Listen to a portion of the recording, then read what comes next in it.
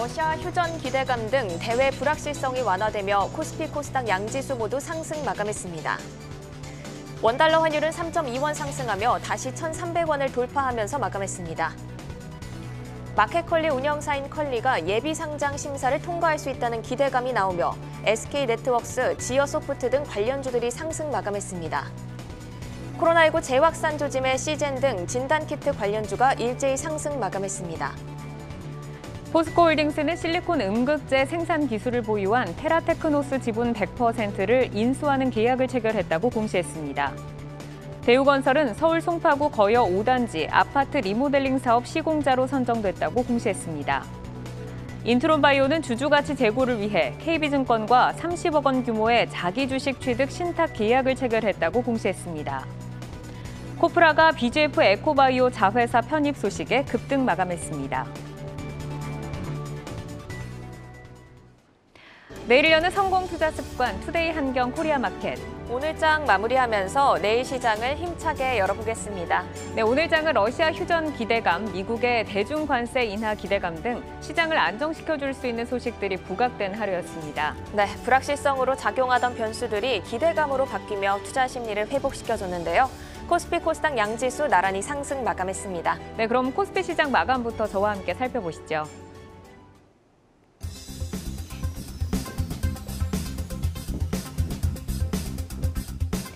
네, 오늘 우리 시장 오랜만에 반가운 반등이 나왔습니다.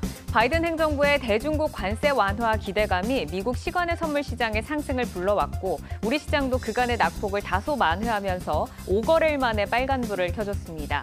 오늘 1.8% 오르면서 거래 마감했는데요. 더불어 러시아 휴전 기대감도 투자 심리를 개선시켜줬습니다. 개장 전에 6월 소비자 물가 지수가 전년 동기 대비 6% 오르면서 외환위기 이후 약 24년 만에 가장 높은 상승률을 기록했지만 오늘 시장은 휴전과 미중 관계에 더 반응하는 모습이었습니다. 오후 들어서 잠시 좀 주춤하나 싶었지만 계속해서 상승 탄력을 키워가면서 거래 마감했습니다. 수급 이어서 보겠습니다. 개인의 수급은 어제 이어서 매도를 이어가고 있습니다. 오늘 외국인과 기관이 동시에 매수가 아주 오랜만에 들어왔습니다. 5월 30일 이후 처음으로 동반 매수가 들어와 주면서 오늘 지수를 끌어줬습니다. 업종별 등락 보면서 한번 살펴보겠습니다. 오늘은 대다수 업종이 상승을 했습니다. 하락한 업종이 단 한 업종인데요. 음식료만이 마이너스 0.33%로 거래를 마쳤습니다. 인플레이션 완화 기대감에 아무래도 음식료 업종은 좀 약세를 나타냈고요. 의료정밀과 의약품 업종 오늘도 강하게 올라줬는데 전일에 이어서 SD바이오센서는 오늘도 의료정밀 업종을 가장 선두에서 리드를 했습니다. 종목별로 한번 살펴보겠습니다. SK바이오사이언스가 오늘 아주 뜨거웠습니다. 정말 강한 상승을 보여줬는데 24.87% 거의 상한가에 근접하면서 거래를 마감을 했습니다. 반가운 뉴스는 아닙니다. 코로나19가 일일 신규 확진자 수가 40일 만에 최대치를 기록하면서 코로나19의 재유행 가능성이 언급이 되고 있습니다. 다가오는 재유행에 대비해 부스터샷 접종 필요성이 언급이 됐는데 SK바이오사이언스는 오미크론 변이 대응 범용 백신 그리고 독감 예방을 포함한 콤보 백신 개발 기대감에 오늘 강하게 시세를 연출해주면서 상승했습니다. 자, 의약품 가운데 실적으로 오른 종목 한번 보겠습니다. 한미약품인데요. 오늘 한미약품이 7% 강세로 계속해서 상승을 좀 키워갔습니다. 2분기 깜짝 실적 기대감과 롤론티스, 또 포지오니티닙 등 주요 신약 후보 물질에 대한 성과 가시화 전망도 등장을 했습니다. 대신증권은 목표 주가 36만 원을 유지를 했고 하나금융투자는 목표 주가를 상향 조정했는데 앞으로도 신약 모멘텀도 있는 만큼 추이를 지켜보면 좋을 것 같습니다. 이어서 마켓맵으로 전체적인 온도를 한번 보겠습니다. 오늘 마켓맵은 기분 좋은 상승들로 연이어서 있습니다. 하지만 현대차나 기아, 현대모비스 등 운송장비 업종은 조금 약세를 보였는데요. 전기전자 업종 오늘 강하게 좀 올라줬습니다. 확대해서 한번 보겠습니다. 삼성 SDI 같은 경우에도 5.92% 오르면서 거래를 마쳤고 또 SKI 테크놀로지도 보시면 강하게 오르면서 10% 넘게 급등이 나왔습니다. 전체적으로 전기전자 업종이 강하게 올라주면서 지수를 끌어줬는데 종목별로 하나씩 살펴보도록 하겠습니다. 먼저 LG전자입니다. LG전자 요즘에 좀 흐름이 좀 개선이 된 모습을 보이고 있는데 오늘도 5.87% 상승이 나왔습니다. 전장 사업에서 올해 8조 원 규모의 신규 프로젝트를 수주했다는 소식이 들려왔습니다. LG전자의 전장 사업이 올 2분기에 흑자 전환에 성공을 하면서 오늘 강한 모습으로 마감을 해줬습니다. 이어서 SK하이닉스입니다. 다올투자증권이 SK하이닉스가 올해 메모리 가격 하락으로 예상보다 저조한 실적을 거둘 것이다라고 전망을 하면서 목표 주가를 기존의 17만 원에서 13만 원으로 하향 조정했습니다. SK하이닉스의 실적 턴어라운드 시점은 내년 상반기 이후로 예상한다라고 전하기도 했는데 지금 주가가 92,500원입니다. 이미 좀 신저가를 찍고 오늘 좀 반등이 나온 만큼 이미 선 반영된 주가다라는 평가도 있습니다. 이어서 삼성전기입니다. 삼성전기는 2분기 실적이 컨센서스에 부합할 것, 다만 하반기 실적은 기대치를 하회할 가능성이 있다라고 하이투자증권이 리포트를 발간을 했는데 5G, 전장 등에서 MLCC 비중 확대, 그리고 패키지 기판의 영업이익 기여도로 이익 다변화 가시화는 모멘텀으로 작용을 하고 있습니다. 하지만 중국 봉쇄 조치 해제 이후에도 수요 개선이 나타나지 않는 점을 삼성전기 주가의 리스크로 꼽고 있습니다. 여기까지 코스피 마감 정리해드리겠습니다.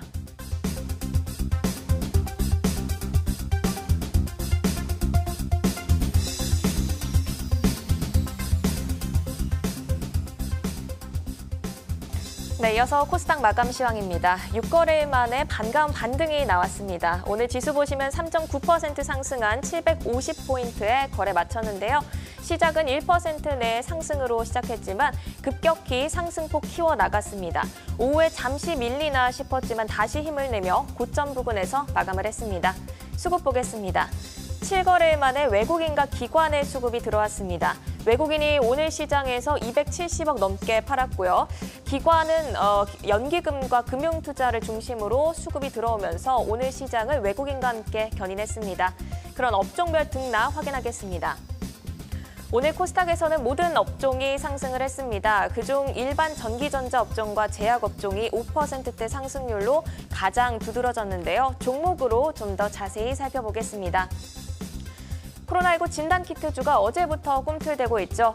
신규 확진자가 18,000명을 넘어서며 재확산 조짐을 보이자 매수세가 몰리고 있습니다.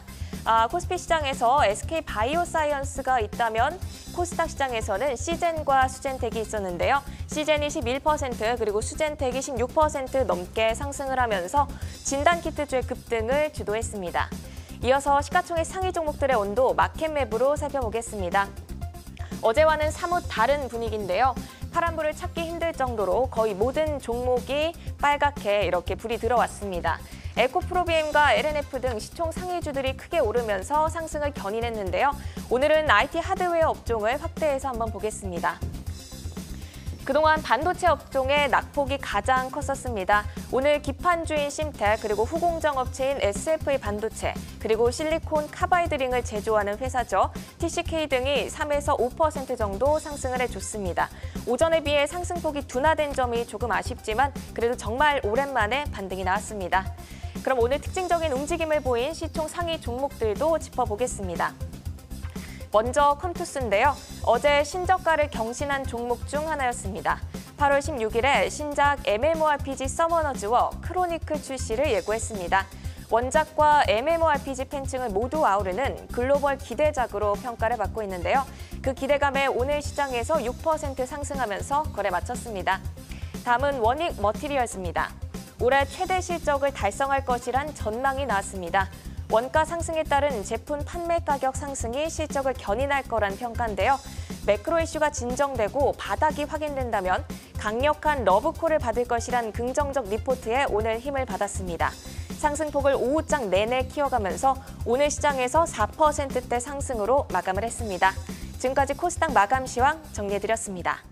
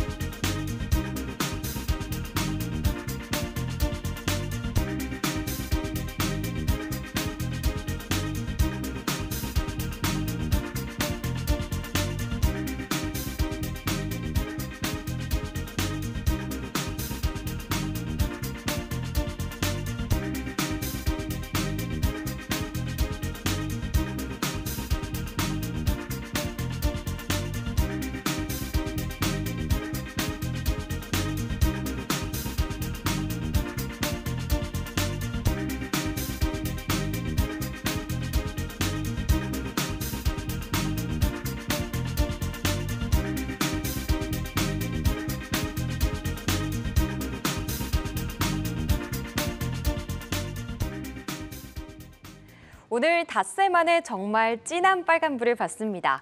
이 종목도 있었나 싶은 종목들까지 올라주면서 이 파란불 켜낸 종목이 눈에 띄던 하루였는데요. 이 바닥을 확인했다고 보기에는 아직 여러 의견이 분분하지만 그래도 오늘은 이 상승을 즐기면서 화요일장 ETF 시장 분위기 체크해 보시죠. 먼저 상승을 보인 쪽부터 살펴보시죠. 타이거 헬스케어와 타이거 200IT, 타이거 소프트웨어가 올라와 있는데요. 코로나 재유행 가능성이 제기되면서 코로나 관련주들 지난주부터 움직임을 보이고 있습니다. 진단키트를 시작으로 오늘은 제약바이오주들도 강하게 올라줬는데요.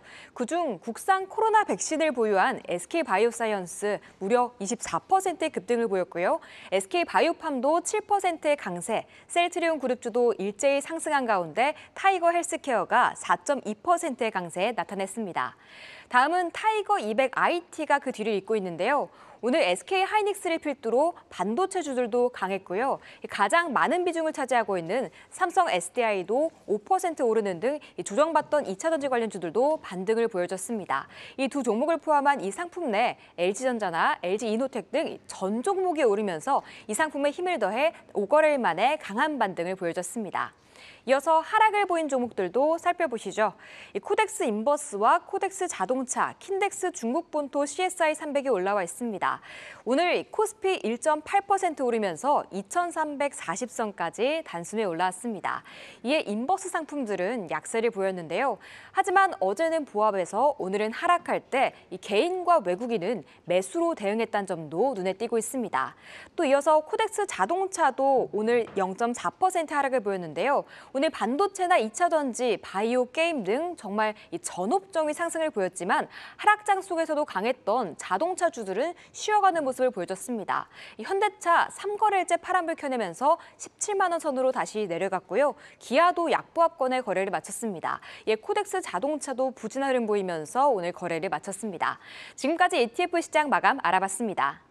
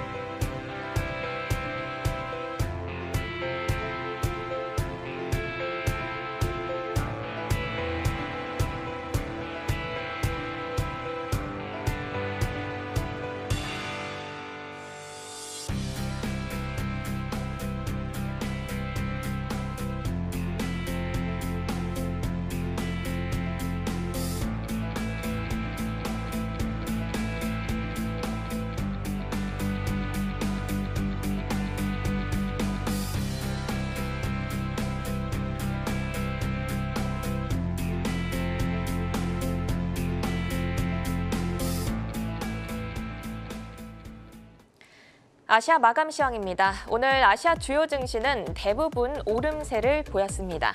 일본 니케이는 오전보다 상승폭을 더 키우며 1%대 상승 마감했습니다. 중화권 증시도 한번 보겠습니다. 미국 바이든 대통령이 이번 주 일부 중국산 수입품에 부과한 고율 관세를 인하할 가능성이 있다는 보도가 나왔는데요. 이에 매수세가 들어오면서 상승 출발했지만 코로나19 확산 우려가 다시 퍼지며 하락 반전하며 마감했습니다. 이 시각 현재 홍콩 항생지수는 0.4% 상승하며 거래가 되고 있습니다. 간밤 뉴욕 증시는 독립기념일로 휴장이었습니다. 우리 시간으로 밤 11시 미국의 5월 공장 주문이 발표되니 참고하시면 좋겠습니다. 현재 S&P 선물은 0.2% 상승하며 출발했고요. 나스닥 선물 역시 0.4% 상승하며 거래되고 있습니다. 지금까지 한경 글로벌 마켓이었습니다.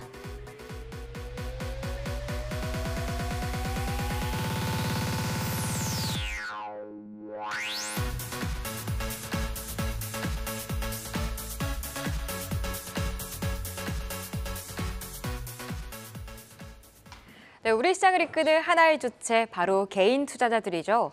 6월 28일부터 7월 4일까지 지난 5거래일 사이 개인은 어떤 종목을 사고 또 팔았는지 알아보겠습니다. 코스피 시장부터 살펴볼까요? 이 삼성전자와 SK하이닉스 어제부터 반등하기 시작했습니다. 하지만 개인은 오를 때 매도했는데요. 그래도 5거래일 사이 5,891억 원어치 사들이면서 1위 자리는 유지하고 있습니다. 그렇지만 LG 에너지 솔루션 보시면요. 지난주 2차전지 관련주 조정받 조정받으면서 연일 쉬어갔습니다. 하지만 개인은 40만 원 밑에서 사들이면서 4거래일째 순매수하고 있습니다. 이어서 팔고 있는 종목도 보시면요. 이 삼성물산 개인들의 팔려는 욕구가 대단합니다. 10거래일째 연일 매도하면서 966억 원어치 팔면서 1위 자리에 올라와 있고요. 하락장 속에서도 견조했던 친환경 에너지주, 이번 주에는 매기가 옮겨가면서 조정받고 있는데요. 그 가운데 원자력 관련주인 두산 에너빌리티와 태양광 관련주 OCI를 강하게 매도하고 있습니다. 다음 코스닥에서는 어떤 종목을 사는지도 살펴보시죠. 이번 주 상승장으로 돌아서면서 2차 전지 관련주들의 반등 탄력도 강하게 나오고 있습니다. LNF와 에코프로비엠 지난주 조정받을 때 개인은 연일 모아갔는데요. 단아간 분들은 수익 내셨겠네요. 다음 위메이드 체크해보시면 미르 모바일에 대한 반응이 엇갈리는 가운데 이틀 내리고 하루 오르고를 반복하면서 횡보하고 있습니다. 하지만 개인 투자자들은 곧 시세가 분출할 것이라고 보면서 6거래일째 사들이고 있습니다. 마지막으로 코스닥 개인 매도 상위 종목 보시죠. 코스피 종목들과 비슷한 분위기가 포착되고 있습니다. 신재생에너지 관련주인 삼강MNT와 BHI 지난주 오를 때 수익 실현했고요. 마지막 휴마시스 체크해보시면 코로나 재확산 우려와 원숭이 두착에 대한 걱정 속에 진단키트주들이 고개를 들고 있습니다. 이 기관이 6월 들어서 강하게 매집하면서 주가도 바닥을 잡고 올라오고 있는데요.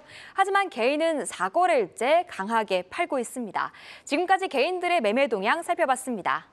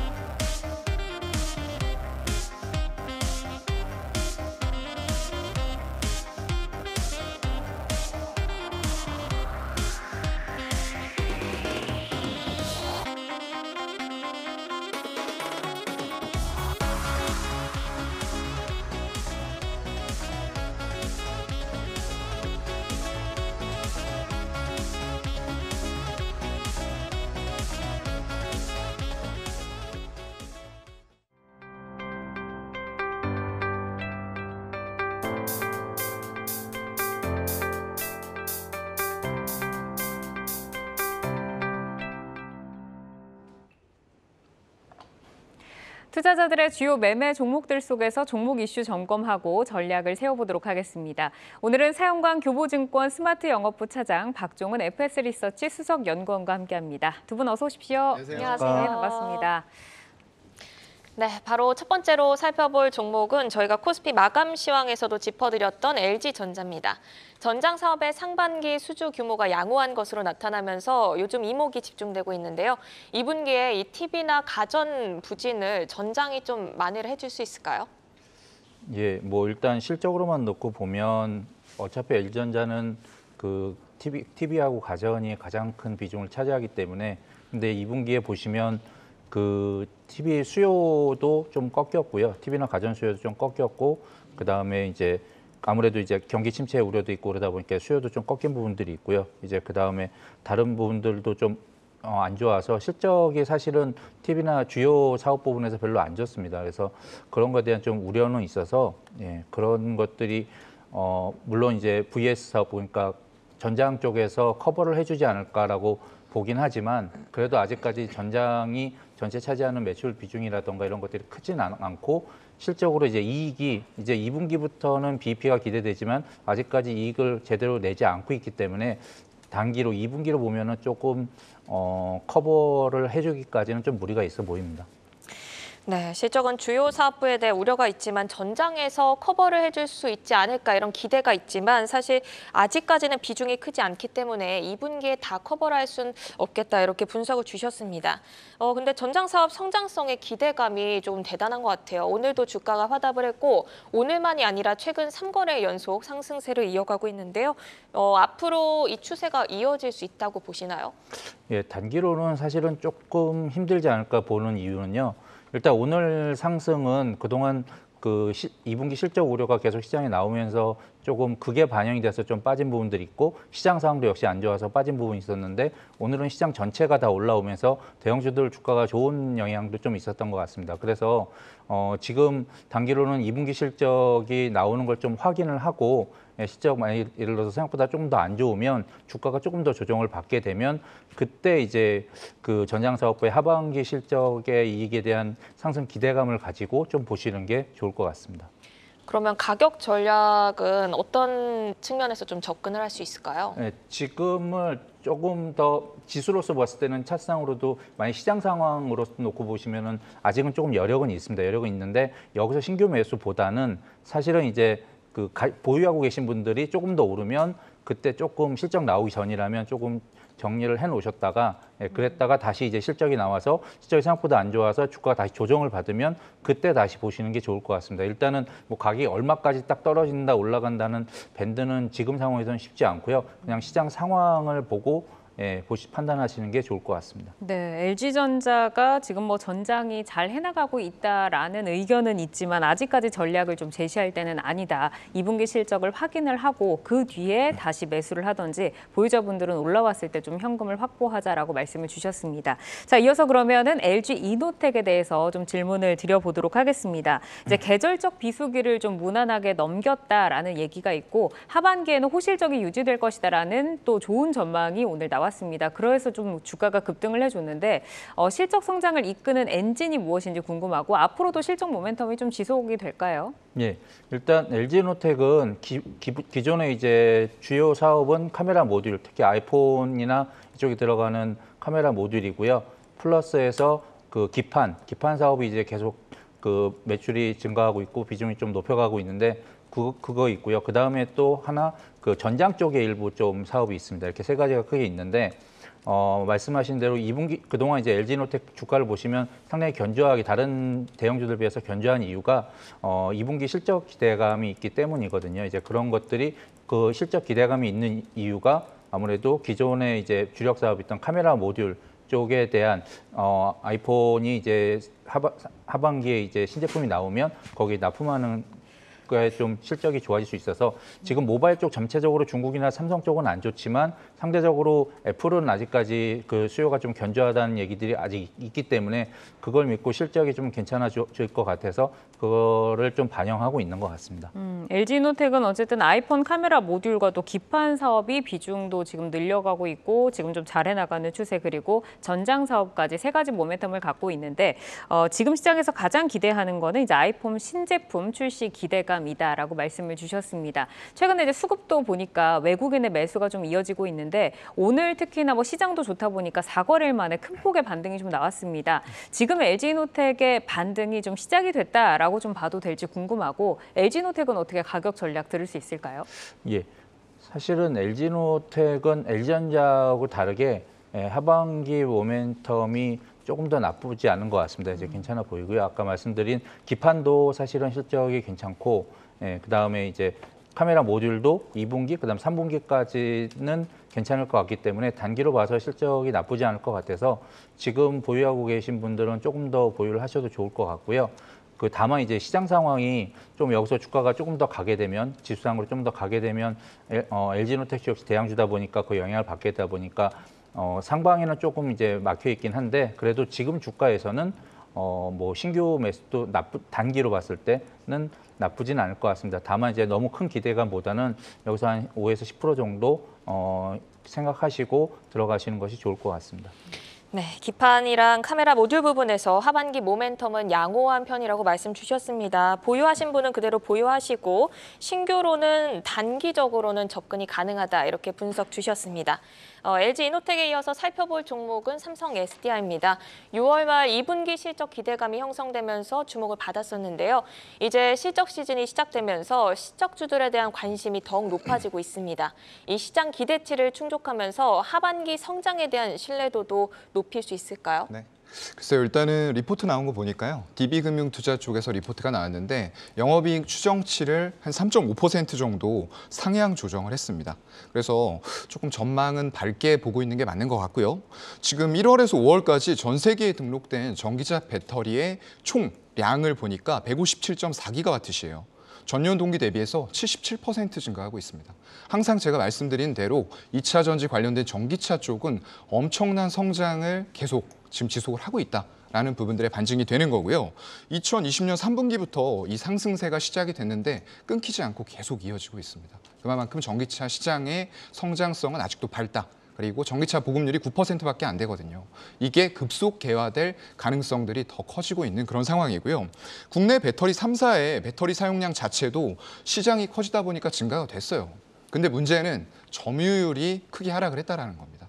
특히나 이제 지금은 삼성 SDI 얘기를 하고 있는데 이게 중국 업체가 워낙에 강세를 보이고 있어요. CATL이 특히나 초강세를 보이면서 2위를 지키긴 했습니다. LG에너지솔루션이죠. 2위를 지키기는 했지만 이게 점유율 자체가 9%가 넘게 감소됐어요. 굉장히 큰 폭으로 감소했죠. 그리고 SKO는 지금 아이오닉 5라던가 EV6 이런 것들이 미국에서 호평받으면서 미국에서 전기차 점유율 2위를 달성을 했죠. 현대차 그룹에서요. 그런 부분들에서 힘입어서 전기차 사용량 자체는 증가를 했어요. 132%가 전년 동기 대비해서 급증했습니다. 그러면서 5위를 지켰고요. 삼성 SDI 이게 문제인데요. 지금 사용량이 1.7% 증가하는 데 그쳤어요. 굉장히 적은 사용량 증가죠. 그러면서 증가폭이 가장 낮고요. 배터리 3사 중에서요. 시장 점유율도 4.4%로 전년 동기 대비했을 때 1.5% 낮아졌어요. 그렇기 때문에 지금 현재 상태로만 봤을 때는 그렇게 긍정적인 부분으로 볼 수는 없지만 현재 이제 4680 원통형 배터리, 특히나 파우치보다 원통형이 좀 주목을 받고 있거든요. 이런 부분들에서 좀 시너지 효과가 날 수 있을지 이런 부분들 체크를 해봐야 될 것 같습니다. 네, 영업이익이 상향 조정이 나오는 상황이지만 배터리 증가폭이나 점유율 쪽에서는 좋지 않은 상황이다. 원통형 배터리가 어떻게 잘 돼가는지를 체크해볼 필요가 있다고 말씀 주셨습니다. 5거래일 만에 삼성 SDI도 반등이 나왔는데 최근 2차 전지주 전반적으로 흐름이 좋지 못하잖아요. 맞아요. 차별화 행보를 보일 수 있을지 어떻게 전망을 하시나요? 네, 가격 전략 같이 들어볼게요. 자체는 전반적으로 제가 봤을 때는 종목들이 정말 나쁜 종목이 아니라고 하면은 이렇게 시장 흐름 때문에 매크로적인 환경 때문에 빠질 때 항상 신규 진입하시는 분들도 매수 기회라고 말씀을 드리고 있어요. 그런 부분들이 이제 나타나고 있는 거고 안 좋았던 것 같지만 오늘 이제 삼성 SDI는 사실 셀단이기 때문에 아직까지도 올해 중국 쪽에서 많은 점유율들을 아까 말씀드렸던 대로 차지하고 있어요. 그렇다 보니까 소재, 부품, 장비를 아직까지도 저는 좀 보고 있는 상황인데 오늘 같은 경우는 개인들이 한 280억 정도 매도하면서 외국인과 기관들이 그 물량을 나눠 가졌어요. 그러면서 6%대 장대 양봉이 나오긴 했는데 아쉬운 게 거래량이에요. 20만 주밖에 안 되는 거래량. 이거 정말 좀 아쉽다라고 볼 수밖에 없고요.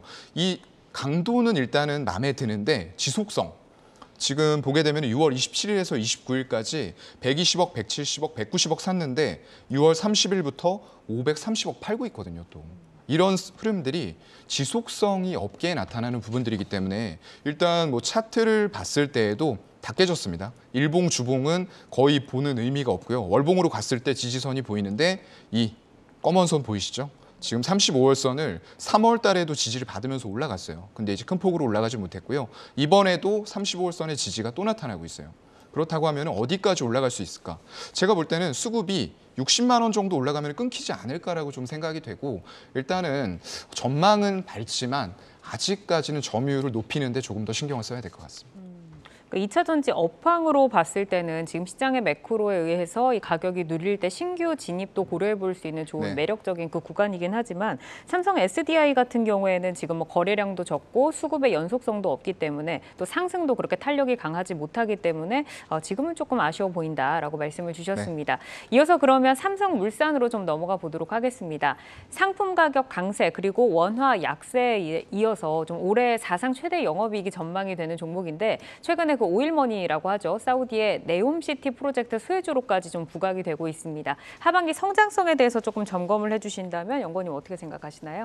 예, 일단 삼성물산은 뭐 대형 건설사입니다. 아시다시피 이제 레미안이라는 브랜드를 가지고 있고 지금 현재 이슈가 되고 있는 건 그 반포를 비롯해서 재건축에 대한 이슈들 그런 것들이 이제 올해 이제 최대 분양을 하게 되는 이렇게 그런 물건이 있기 때문에 이제 그런 거에 대한 실적 향상에 대한 기대감 이런 것들이 있습니다. 그래서 지금 건설로서만 놓고 볼 때는 하반기도 실적은 나쁘지 않을 것 같습니다. 그래서 지금 그동안 주가도 조금 다들 그 시장이 안 좋아서 조정받은 부분들이 이제 좀 반등을 하고 있는 부분이 있으니까 단기로 봤을 때는 실적 기대감도 있고 하니까 그런 걸 좀 포인트로 해서 보시면 나쁘지 않을 것 같습니다. 근데 이제 삼성물산이 주가를 좀 봤을 때는 3거래일째 지금 약세를 이어가고 있습니다. 그런데 또 반대로 보니까 수급이 좀 양호하더라고요. 네. 외국인이랑 기관이 동반 순매수로 좀 들어오고 있는데 삼성물산은 앞으로 좀 괜찮다라고 좀 뷰는 보셨잖아요. 어느 정도를 바닥권으로 좀 잡아야 될까요? 예, 뭐 지금 말씀드린 게 사실은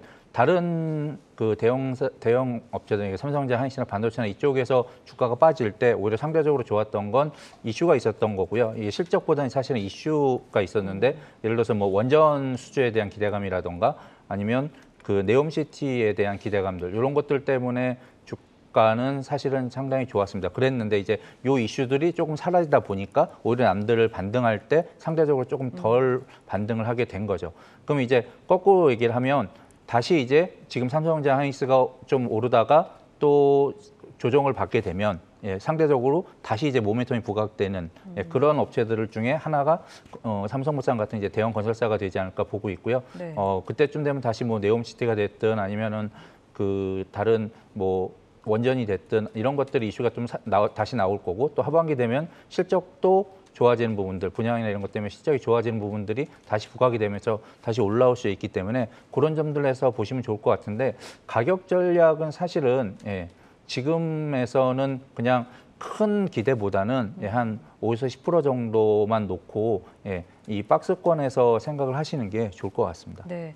그러니까 이제 밸류를 조금 논하는 우리 뭐 반도체 대장주나 좀 실적에 기대가는 그런 종목들이 지금은 또 잘 가고 있는데 이게 또 꺾이고 조정이 나올 때 테마가 있는 종목들이 가기 때문에 그때 또 다시 반등이 좀 나올 수 있다. 하지만 지금 좀 접근하기에는 조금 좋은 자리는 아니다라는 말씀이시죠? 예, 이게 왜냐하면 이제는 그동안 이제 뭐 밸류가 싸다 그래서 많이 빠졌다 해서 그래서 좀 사기도 하고 했었지만 지금 상황에서 모두가 밸류가 낮아 있는 상황이기 때문에 특별히 밸류가 싸서 뭐 반등을 할 것이다 이런 기대감보다는 사실은 이제 모멘텀이 조금 더 주가에 영향을 끼칠 수 있으니까 그런 측면에 좀 보시는 게 좋을 것 같습니다. 알겠습니다. 저희가 이제 종목에 대한 이야기를 좀 나누고 있는데 지금 이쯤에서 시청자 여러분들께서 오늘 시장에 대해서 좀 궁금하지 않을까라는 생각이 듭니다. 오늘 오랜만에 반등이 나왔습니다. 근데 뭐 전일 미국장도 쉬었고 지금 뭐 미중 갈등 완화라던가 휴전 얘기가 나오곤 있는데 지금 시장이 찐 반등일지 아니면 약간 가다가 꺾일지 뭐 이런 부분이 좀 궁금하실 것 같아요. 혹시 시장은 어떻게 보시나요?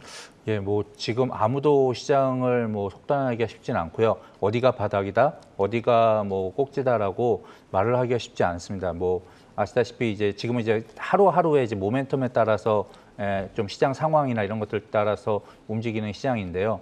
일단은 저는 그 전까지는 이제 환율을 말씀을 드렸었는데 환율을 그 1,300원을 넘어갈 수 있는 여지가 있으니까 이제 예를 들어서 환율이 조금 빠지는 날 좀 좋게 보시고 그다음 오르면 또 외국인들 매도세가 좀 심해지니까 나쁘게 좀 안 좋게 보시면 이렇게 해서 환율을 좀 그날의 시장을 좀 판단하는데 지표로 좀 삼으시라고 말씀드렸었는데 지금은 이제 이렇게 해서 좀 과매도 국면이 나왔을 때는 사실은 수급적인 걸 좀 더 보셔야 될 것 같습니다. 예를 들어서 오늘 같이 이제 개인 매도가 조금 심했었고 오히려 외국인 매수가 심할 때는 이제 시장은 계속 좋고 오히려 거꾸로 좋고요.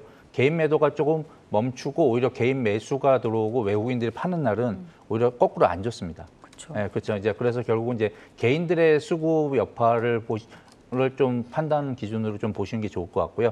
예, 그래서 그런 점들을 보신다면 예, 그 어떤 게 밴드를 두기보다는 좀 예, 그런 수급적인 측면을 보시고 시장을 접근하시는 것이 좋을 것 같습니다. 네, 수급을 말씀해 주셨는데 제가 이제 개인적으로 좀 질문을 드리고 싶은데 그 개인이 매도할 때 사고 외국인이 매수할 때 그러니까 그때 사면은 안 되겠지만 그렇죠. 어쨌든 개인이 좀 매도를 할 때 시장이 좀 좋고 외국인이 매수로 진입을 할 때 시장이 좀 오른다라고는 우리가 알고 있는데 그 외국인의 매수세에 있어서도 수량이 뭐 몇 억 원 이상이 조금 의미 있다라고 좀 보는 기준이 혹시 있으실까요?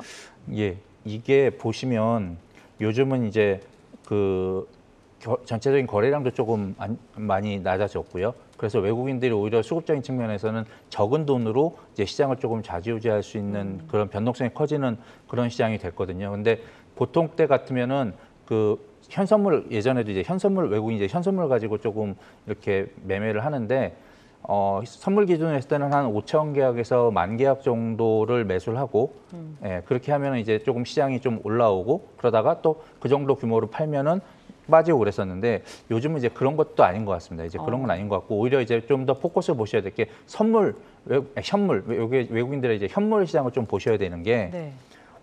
그전에는 선물만 가지고 현물을 조금 팔고 선물을 사서 조정을 했는데 요즘은 이제 현물을 오히려 팔면 시장이 아무리 그날 선물을 사도 시장이 빠지고요. 예, 현물을 오히려 사면 현물을 조금 덜 사더라도 시장이 그 오르는 경향이 있어서 외국인들의 현물 매수 매도에 조금 포커스를 두셔서 좋을 것 같은데 규모로만 놓고 보면 사실은 규모는 그렇게 의미는 없는 것 같습니다. 왜냐하면 그날 거래량에 따라서 조금 규모가 차이가 나서 보통 요즘은 한 3천억 정도 내외에서는 시장이 좀 변동성이 커지고 있어서 그 정도 규모에서 좀 보시면 좋을 것 같습니다.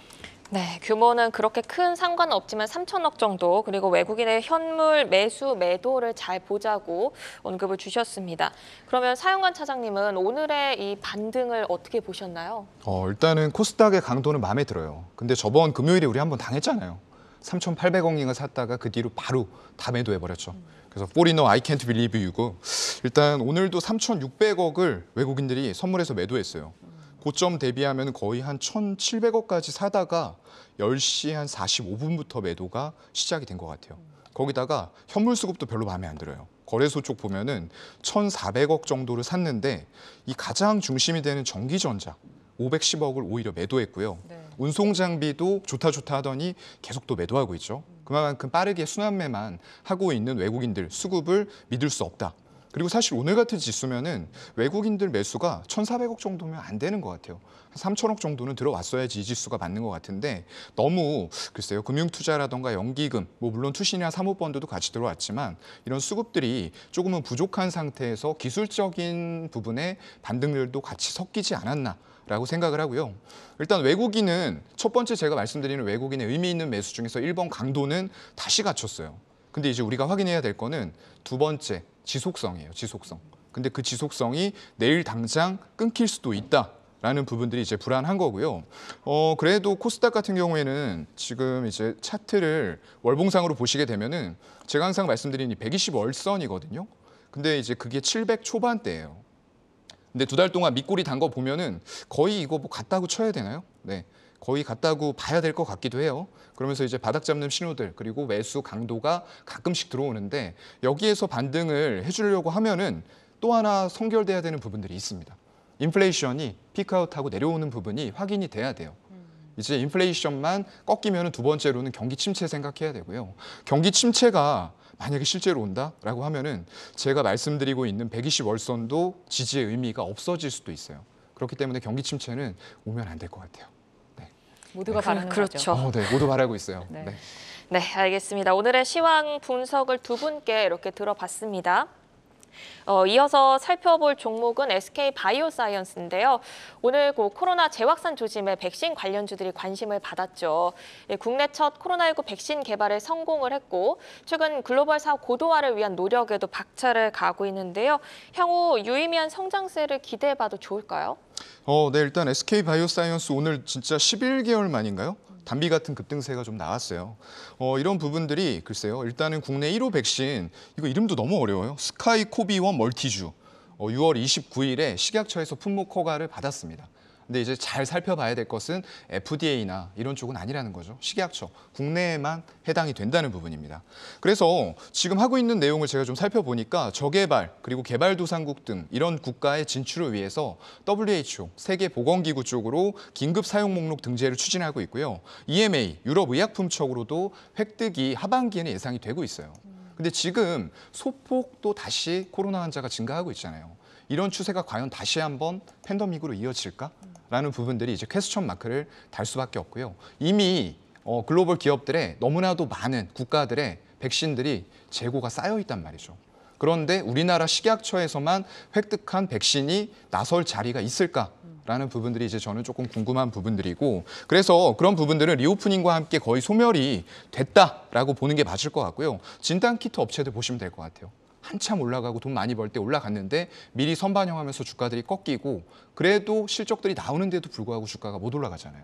뭔가 새로운 모멘텀이 필요한데 그런 것들이 부재가 됐기 때문에 그런 거거든요. 그래서 이미 지나간 이슈, 코로나는 지나간 이슈로 보시는 게 맞을 것 같고요. 예상된 실적 부진이었습니다. 그래도 하반기에는 증설이라던가 신사업 부문으로 남아있는 부분은 있을 것 같고요. 이번에 또 제가 오기 전에 뉴스를 봤는데 자회사의 상장으로 인해서 모회사의 소액 주주가 받는 피해를 또 분석한 기사들이 나왔어요. 근데 SK 바이오사이언스가 2위를 차지하고 있었고요. 1조 2,200억 정도에 달한다고 알려졌습니다. 안 좋은 이슈죠. 네, 그럼에도 불구하고 오늘은 24% 급등으로 마감을 했는데요. 말씀을 듣다 보니까 오늘 반짝 상승으로 보시는 것 같아요. 향후 그러면 움직임을 어떻게 전망하시는 거예요? 글쎄요. 일단 오늘 반짝 상승이 될지 추가적으로 상승할지는 아직 알 수 없는데, 끝나고 나서 제가 투자 동향을 살펴보니까 그래도 외국인들이 17만 8천 주 정도 샀어요. 근데 제가 장중에 집계했던 가집계에서는 숫자가 떨어졌단 말이죠.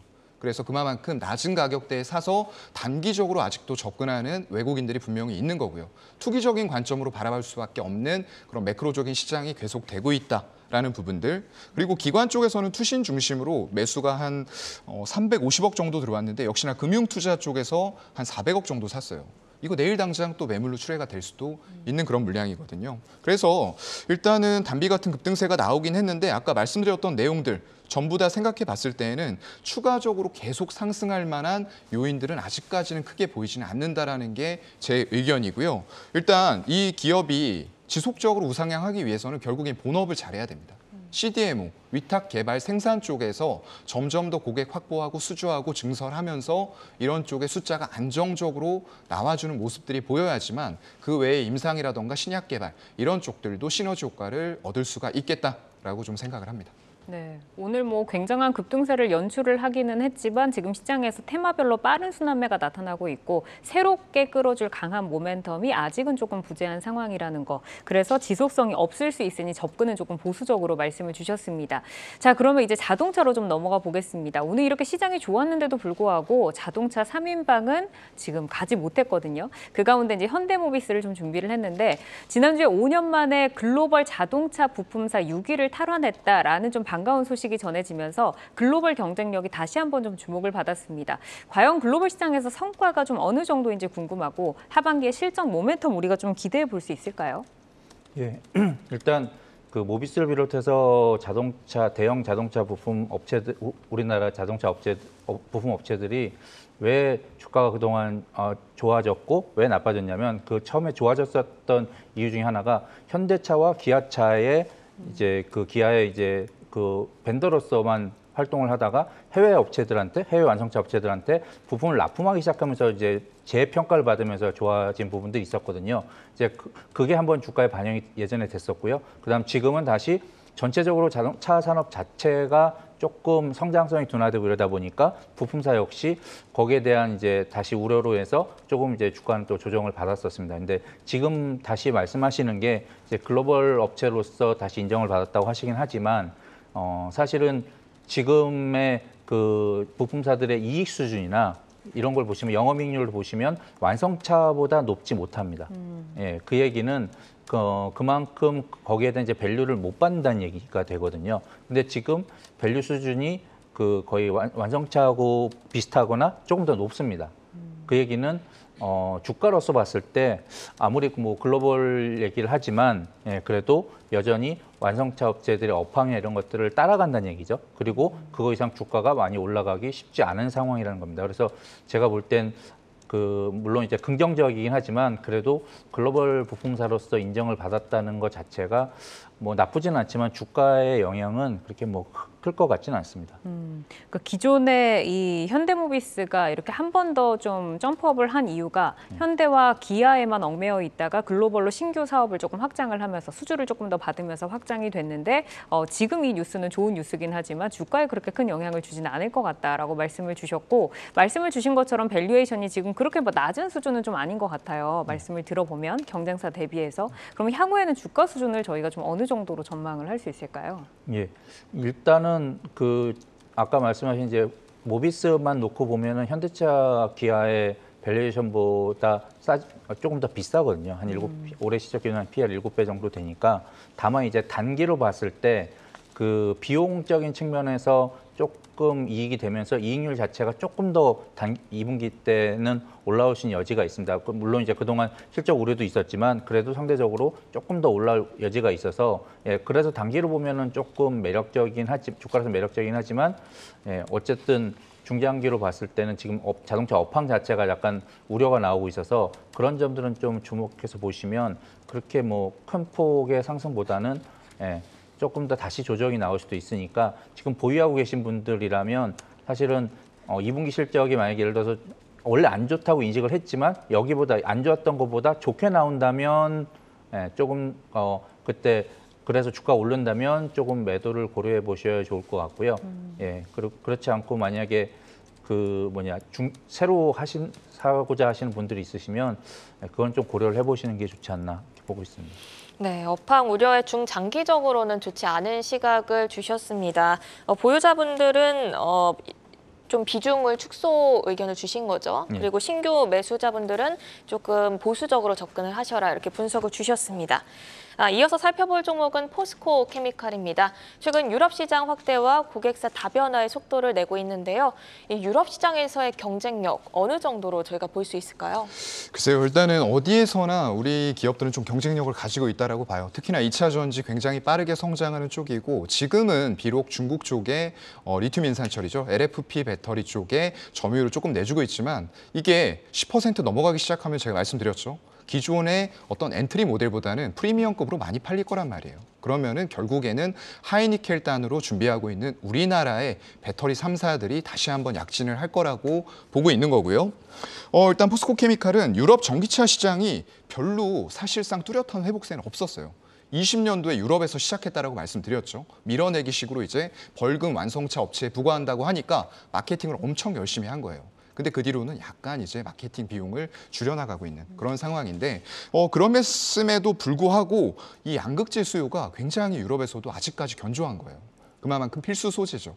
가장 많은 비중을 차지하고 있는데 이 지금 음극재 쪽이 살짝 문제예요. 근데 출하량 자체는 많지 않은데 음극재가 은근히 수익성이 높습니다. 그래서 이쪽이 많이 잘 돼야 될 부분들이 될 것 같고요. 이 두 가지를 동시에 가지고 있다는 부분은 굉장히 저는 프리미엄 요인이라고 봐요.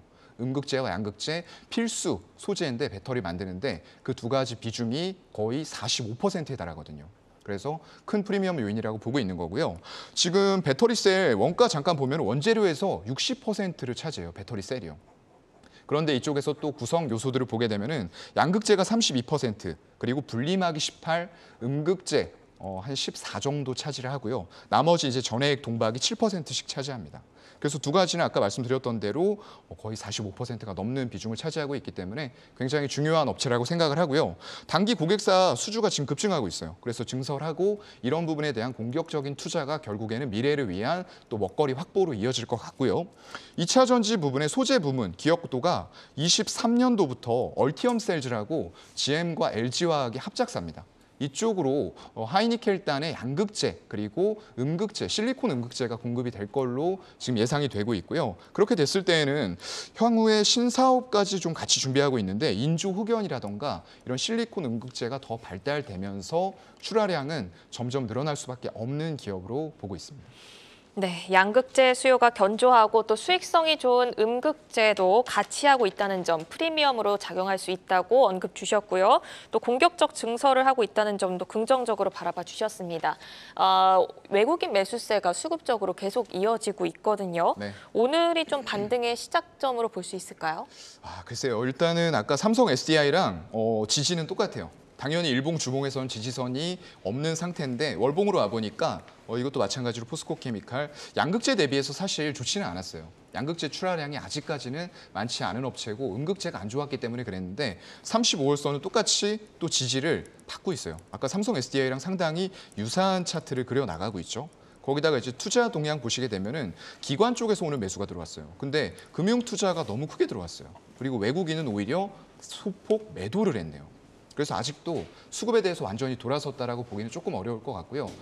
양극재 출하량이 증가되는 부분들 그리고 음극재의 수익성 개선을 함께 살펴보면서 접근을 좀 신중하게 해야 될 것 같고요. 아직까지는 양극재 기업들의 주가가 더 세다라고 말씀드릴 수 있을 것 같습니다. 네, 알겠습니다. 이렇게 전략까지 들어봤고요. 오늘은 전장 부분 성장성으로 주목받는 LG전자부터 포스코케미칼까지 저희가 점검을 해봤습니다. 실적 시즌이 다가오는 만큼 실적과 하반기 성장 모멘텀 잘 점검해서 대응하시기 바랍니다. 오늘 함께해 주신 사연관 교보증권 스마트영업부 차장 박종훈 FS리서치 수석연구원은 여기서 인사드리겠습니다. 고맙습니다. 고맙습니다.